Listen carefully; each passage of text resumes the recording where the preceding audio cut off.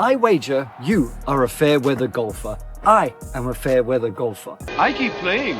I don't think the heavy stuff's going to come down for quite a while. And you might think, well, you're from England. There's a reason why I left, and the weather is just one of those. However, there's times when we either have to play or we want to play when it's raining, drizzling, or after it's rained. When the ground's a bit wet and the ball and the club interact differently. How it affects your swing and your ball striking is quite profound, and most people just do not accept that and allow for some of those differences. So I thought, you know what, I'm going to brave the elements and I'm going to come out and give you just a few little tips that you can use from the driver all the way up to the green.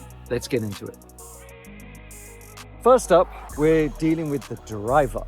Now, obviously, there's the issue of grip slipping, things like that. That's kind of obvious. What I wanted to talk about was how it's actually going to affect your feet and how we need to basically make sure that we have stability and that grip, and understanding that when those feet slip just a little bit, we don't want it to be like Scotty Scheffler. We just need a little bit more stability. As you can see here, there's a lot of moisture on the ground. And that moisture is basically going to cause my feet to slip around a little bit. The first thing I just want to point out is being aware of what a slippy club face is going to do to the ball. It's basically going to cause the ball to skid off the face. So this is the one chance we have, unless there's placement or whatever, is to try our best to make sure this driver face stays dry and the ball stays dry. And you often see the tour players, fortunate enough with caddies and stuff, sometimes holding the umbrellas over while they're setting up and teeing the ball, because this needs to stay dry. Don't stress about it too much, but just be aware that we do not want too much moisture on the face, because that will affect the direction. The main tip for the driver is to ensure that we are not losing our footing and pushing off, because when we try and get a bit more power, which the big dog is hopefully going to give us, we can end up sort of using the ground or forcing the body a bit much, pushing, which is fine. But if there's not enough grip or we don't have enough spikes, we certainly don't want the foot sort of slipping that way. Scotty Scheffler can do it for various reasons, but we don't want it too much. And we don't want it on the lead foot where that's sort of spinning out either. Again, a little bit can happen, but we want stability. We're not probably going to score our best ever score in this weather. Let's just try and make it a bit easier, a bit more consistent, and hopefully a bit less miserable when it's drizzling on you. To ensure that we do not slip around either this way or that way, I want you to just stand a little bit wider. That's going to give us a much more stable base and generally reduce the motion and force we're going to put in the legs. It's going to make the swing feel a little bit more upper body, okay? It's going to feel a little bit more upper body and less trying to drive the feet and the legs.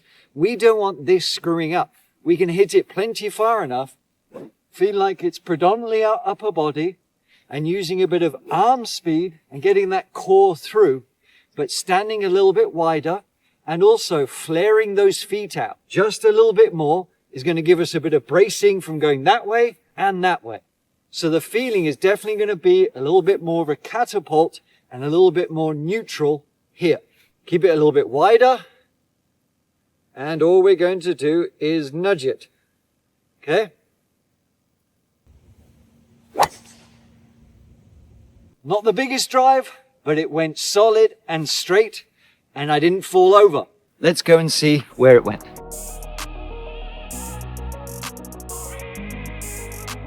Okay, we made it onto the fairway. It's par 5 here. I've got 204 yards, a little bit uphill, so regular playing about 210. It's cold today.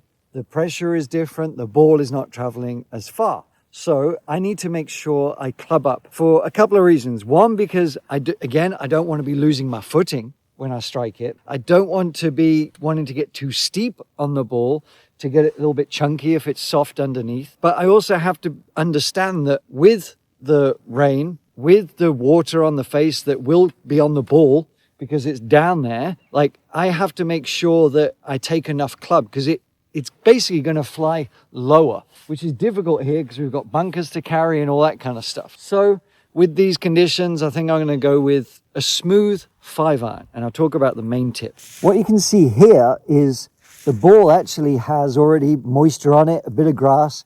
The club face, even though I've not been out for long, it's already got that water on it basically.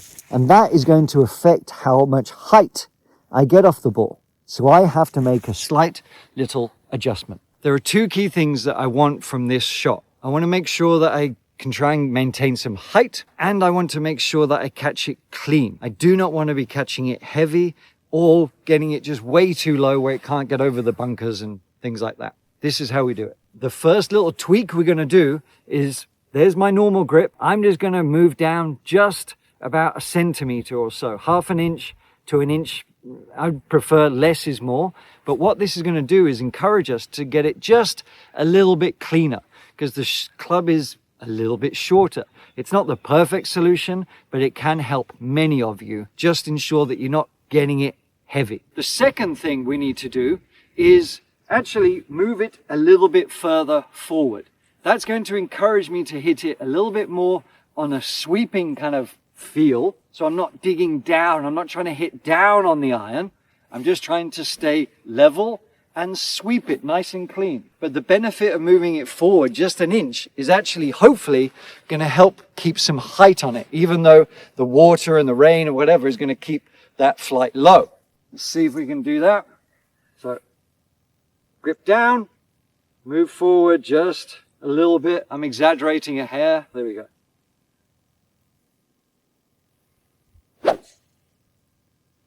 Struck it. Okay. That's actually in a good spot, because it's going to show me, well, it's going to show you what to do, how to chip out of the rough, because it's just left of the green.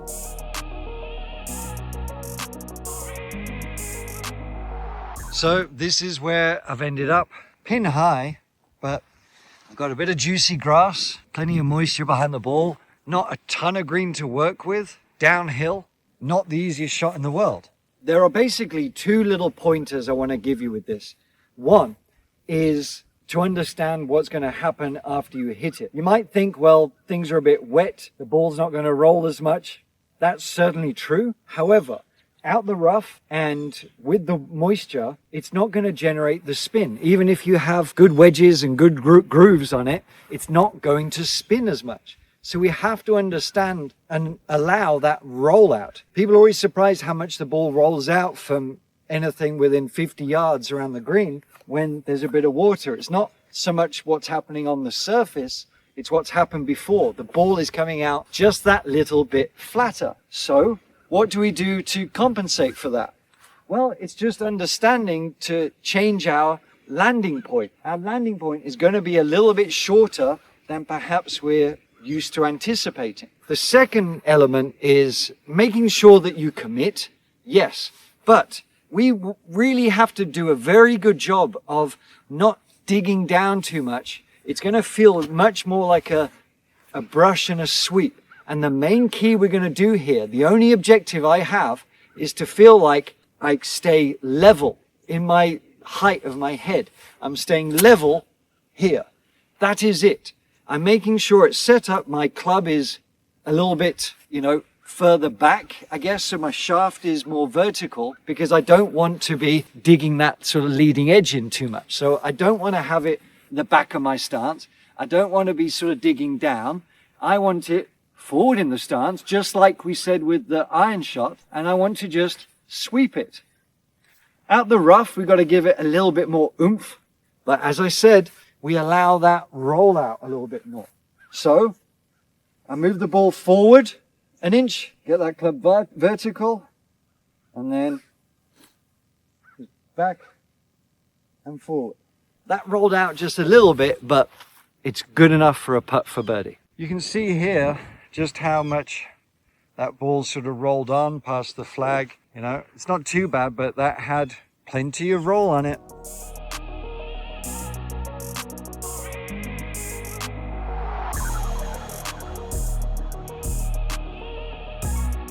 I brought us here to show you just the difference between being in the rough and on the fairway. So here we are in the rough. The ball has obviously gathered quite a bit of raindrops and moisture.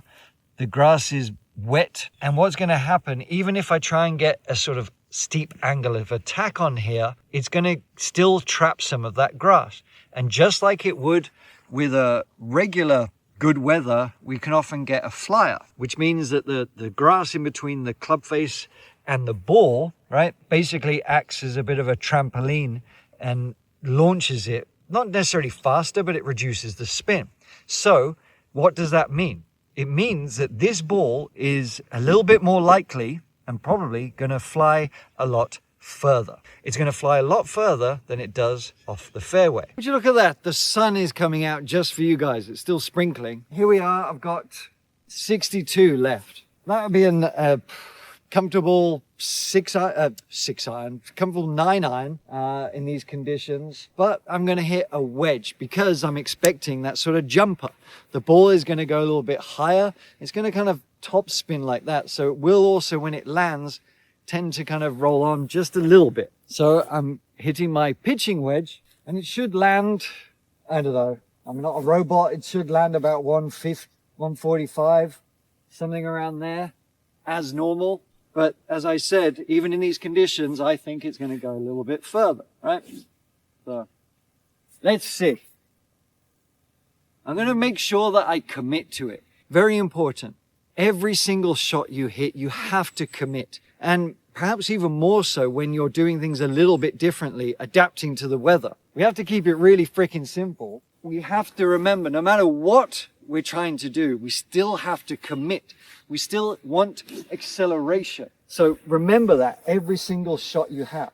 So there's my target. Now with this one, I'm actually not, sometimes I have it a little bit further in my stance, a little bit sweepy if the ball's sitting up a little bit. But with this, it's a bit spongy, it's a bit buried, and I kind of want to make sure I get that ball first and commit to it. So I'm going to keep my ball position the same as what I would if it was on the fairway. All right, enough for me waffling.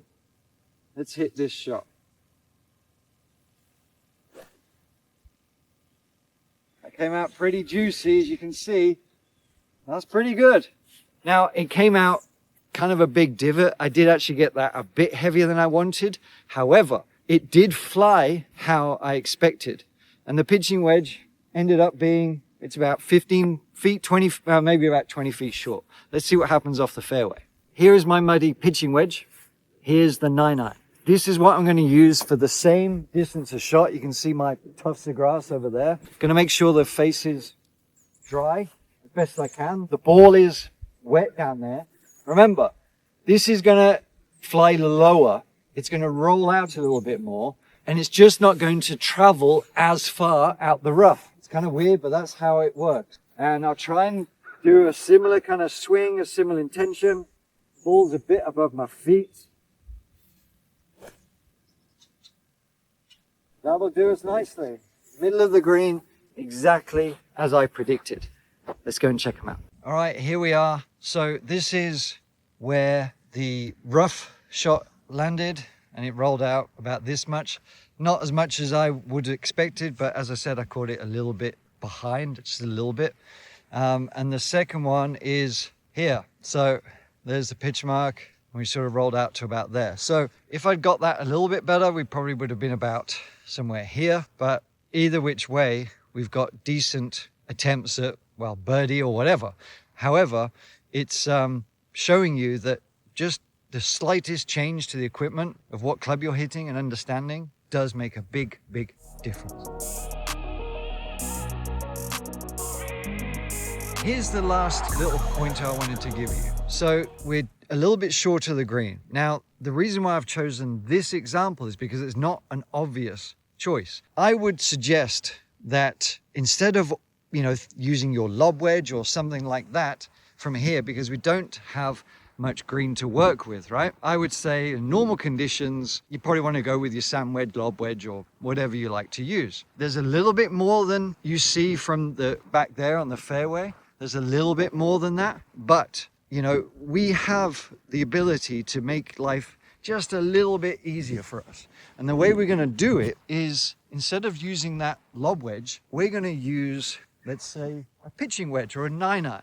I want to sort of make sure that I get good contact because it is a bit spongy under here. And I certainly don't want to be chunking it short into that bank there, right? And I want to make sure that I've got enough of a chance to have a putt. So the sensible thing, instead of thinking like I've got to bump and run it, I was going to compensate and be in the middle and hit a pitching wedge sort of in about there. It's not that the lob wedge landing it on the green is the incorrect shot. I'm just trying to make life a bit easier for you, a bit easier for me. Playing a pitching wedge with what I'm doing here is just going to do that. I'm just going to do a very simple pitch shot, chip shot really, landing it just short, and that's how I'm going to calibrate my distance, just like Goldilocks.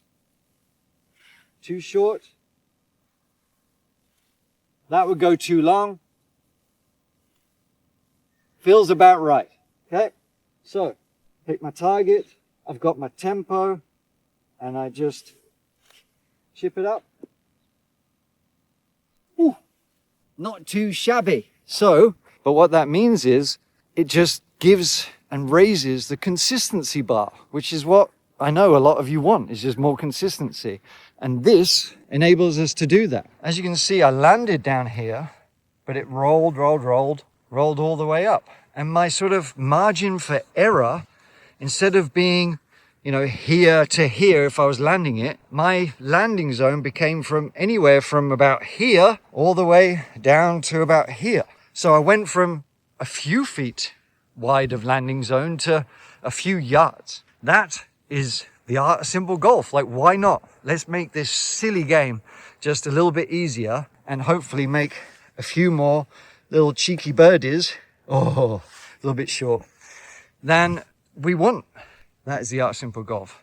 So I hope you enjoyed that. It's not the normal sort of style of videos I do. If you liked it, let me know if you want more. I'm not sure I'll be coming out in the rain too many times, but let me know what you think, and be sure to check out this next lesson, because I know that's going to help not just when it's raining, when it's sunshine too. Having a simple swing and a thought that's going to help you on the golf course can only help, right? Thanks for watching.